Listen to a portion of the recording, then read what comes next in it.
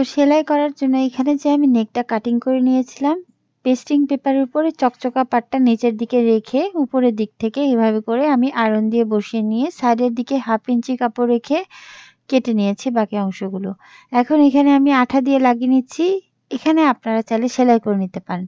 তো যাই হোক এভাবে করে ২ টা নেকের পট্টি আমি তৈরি করে নিয়েছি এবং মিডল বরাবর কাট বসিয়ে দিয়ে মেইন পার্টের যে মিডল বরাবর কাট আছে সেই বরাবর রেখে এখানে আমি পিন দিয়ে আটকে নিয়েছি এবং এখানে আমি সেলাই করে নিচ্ছি। তো সেলাইটা কিন্তু পেস্টিং পেপারের উপর করা যাবে না, কাপড়ের উপর করে নিতে হবে। এখন ভিতরের দিক থেকে এক্সট্রা অংশগুলো কেটে নিচ্ছি। ছোট, ছোট করে কাট বসিয়ে দিচ্ছি 1/2 ইঞ্চি কাপড় যে এক্সট্রা রেখেছিলাম তার উপরে। এখন আমাদের নেকের পট্টিটাকে এভাবে করে মেলে ধরতে হবে। যেহেতু পান নেক এখানে আমি এক সাইডে এভাবে করে প্রথমে সেলাই করে নিচ্ছি, চাপ সেলাই দিয়ে নিচ্ছি। তো এখানে আমি চাপ সেলাইটা দিচ্ছি নেকের যে পট্টিটা সেটার উপরে। ঠিক আছে? এখন আমাদের উল্টা করে নিতে হবে। এখন এখানে আমি ফ্রন্ট নেকটা একদম পুরোপুরি মেক করে নিচ্ছি। ফ্রন্ট নেকটার যে এক্সট্রা যে কাপড়গুলো আছে মানে পট্টির কাপড়টা ওই একইভাবে এখানে আমি সেলাই করে নিচ্ছি। তো যাই হোক ফ্রন্ট পার্টটা এখানে আমাদের তৈরি। ব্যাক পার্টটা ওই একইভাবে এখানে আমি তৈরি করে নিয়েছি কিন্তু কোনো চাপ সেলাই দেইনি। ঠিক আছে? একদম খোলা রেখেছি। তো ব্যাক পার্টের পট্টির কাপড়টাকে এভাবে করে মেলে ধরতে হবে এবং ফ্রন্ট পার্টটা এখানে উল্টা সাইডে নিয়ে নিতে হবে। তার মানে ভিতরের দিকে সোজা সাইডটা এবং উপরের দিকে উল্টা সাইডটা রেখে এখানে আমাদের পট্টির কাপড়টা এভাবে করে ফোল্ড করে দিতে হবে। সো ফোল্ড করে দিয়ে এখানে আমি প্রথমে একটা শোল্ডার সেলাই করে নিচ্ছি। সো একটা শোল্ডার যেভাবে করে সেলাই করে নিলাম অপোজিট শোল্ডারটাও কিন্তু একইভাবে এখানে আমাদের সেলাই করে নিতে হবে। তো এখানে আমি ডাবল সেলাই দিয়ে দিচ্ছি। তো আলহামদুলিল্লাহ এভাবে করেই আপনারা পারফেক্ট ভাবে প্রফেশনালিস্টদের মতোই শোল্ডারটা সেলাই করে নিতে পারবেন। ঠিক আছে? সো একইভাবে এখানে আমি অপোজিট শোল্ডারটা ওই একইভাবে বসিয়ে দিচ্ছি ভিতরের দিকে সোজা সাইডটা এবং উপরের দিকে উল্টা সাইডটা রেখে এখানে প্রথমে আপনারা যারা একদমই সেলাই কাজে নতুন এভাবে করে মেলে ধরে প্রথমে একটা ক্রস সেলাই করে দিবেন।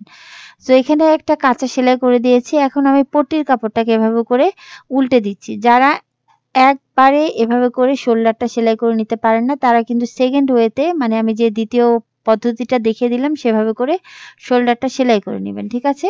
সো এখানে আমাদের ব্যাক নেকটাতে চাপ সেলাই বসানো ছিল না। এখন আমি চাপ সেলাইটা বসিয়ে দিচ্ছি। এখানে খুব ভালো করে আমার ডান হাত দিয়ে কাপড়গুলোকে টেনে নিচ্ছি এবং বাম হাতের সাহায্যে সুন্দর করে বসিয়ে দিয়ে এখানে আমি সেলাই করে দিচ্ছি। তো ব্যাক নেকটার পট্টিটাকে ওই একইভাবে এখানে আমি মেশিন দিয়ে সেলাই করে দিচ্ছি। আপনারা চাইলে হাতের তুরপাই করে নিতে পারেন। ঠিক আছে? সো আলহামদুলিল্লাহ এখানে আমি সুন্দর করে পট্টিটাকে লাগিয়ে নিয়েছি। তার মানে এখানে আমাদের শোল্ডারটা এবং নেকটা তৈরি করা কমপ্লিট। সো এখন আমাদের হাতাটা সেলাই করে নিতে হবে। এভাবে করে মেইন পার্টটাকে আমি মেলে ধরেছি এবং হাতার পার্টটাকে এখানে আমাদের উল্টা সাইডে বসিয়ে নিতে হবে মিডল বরাবর। সো মিডল বরাবর বসিয়ে নেওয়ার পরে এখানে আমি সুন্দর করে মেপে নিয়ে একদম হাতার সাইড থেকে এভাবে করে সেলাই করে দিচ্ছি। সো আপনারা চাইলে এভাবে করে সেলাই করতে পারেন আবার মিডল থেকেও কিন্তু আপনারা সেলাই করে নিতে পারেন। ঠিক আছে? সো এখানে আমাদের সুন্দর করে ধরে নিতে হবে এবং এভাবে করে ধরে নিয়ে এখানে আমাদের সেলাই করে দিতে হবে। খেয়াল করবেন এখানে কিন্তু মেইন পার্টটা টানাটানি করা যাবে না। হাতার পার্টটাকে এখানে আপনারা একটু টানতে পারেন। সো আলহামদুলিল্লাহ এইভাবে করে আপনারা ডাবল সেলাই দিয়ে নিবেন। এখন আমি এখানে একটা চাপ সেলাই মানে ছোট, ছোট করে কাট বসিয়ে দিচ্ছি।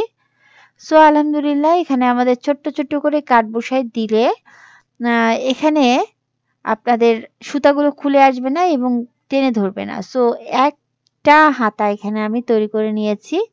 সো এখানে আমাদের মহড়ার যে এক্সট্রা অংশগুলো ফোল্ডের জন্য প্রথমে এখানে আমি একটা ফোল্ড করে সেলাই করে নিচ্ছি। আপনারা যারা নতুন এভাবে করে আপনারা ট্রাই করেন। একদম সহজভাবে আপনারা কিন্তু সেলাই করে নিতে পারবেন। সো এখানে যেহেতু আমি একটু কার্ভ করে কেটে নিয়েছিলাম যার কারণে এখানে আমি এভাবে করে ডাবল ফোল্ড করে ডাবল বারে এভাবে করে সেলাই করে নিয়েছি। ঠিক আছে?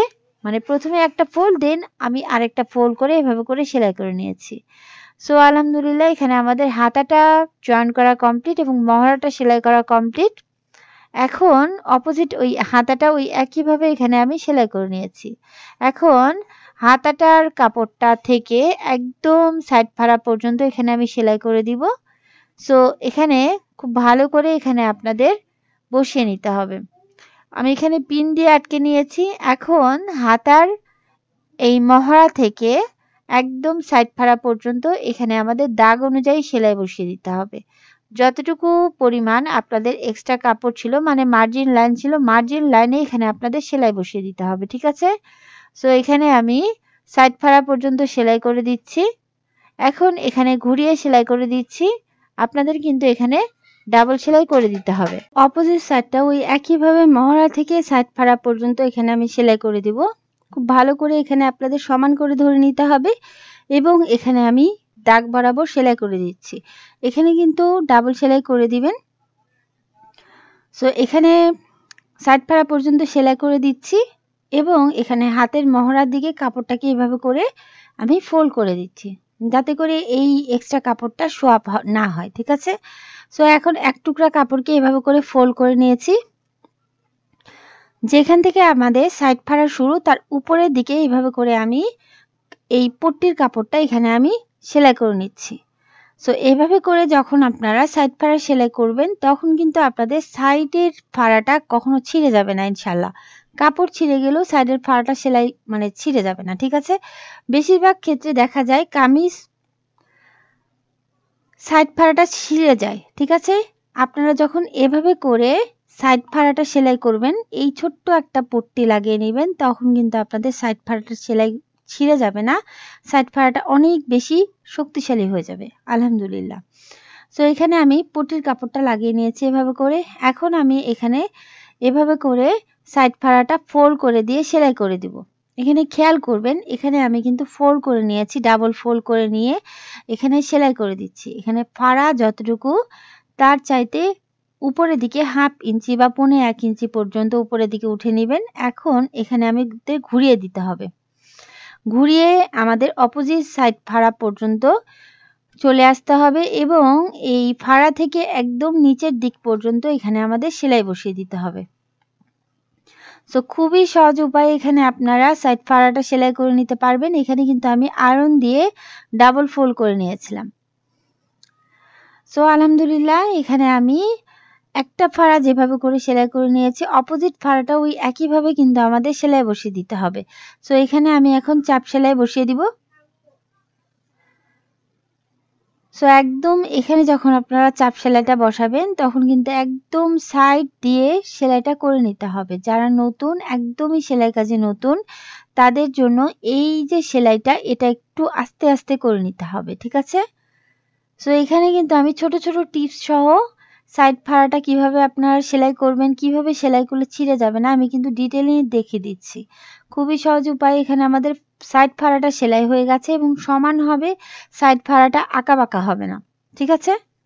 এই নিয়মে আপনারা যদি সেলাই করেন। এখন আমাদের ঘেরের দিকে এক্সট্রা অংশগুলো এভাবে করে ফোল্ড করে নিয়ে এখানে আমাদের সেলাই বসিয়ে দিতে হবে। সো এখানে আমি সেলাই করে দিচ্ছি। সো একটা ঘেরের পার্ট যেভাবে করে আমি সেলাই করে দিচ্ছি, অপোজিট যে আরেকটা পার্ট আছে ওই একইভাবে এখানে আমাদের সুন্দর করে ডাবল ফোল্ড করে সেলাই করে নিতে হবে। সো এখানে আমি সেলাই বসিয়ে দিয়েছি। খুবই সহজ উপায় এখানে আমি সেলাই করে নিয়েছি। এই কামিজটা ডিটেল ভিডিও আপনাদের দেখিয়ে দিলাম। ভালো লাগলে চ্যানেল সাবস্ক্রাইব করে পাশেই থাকুন। আসসালামু আলাইকুম।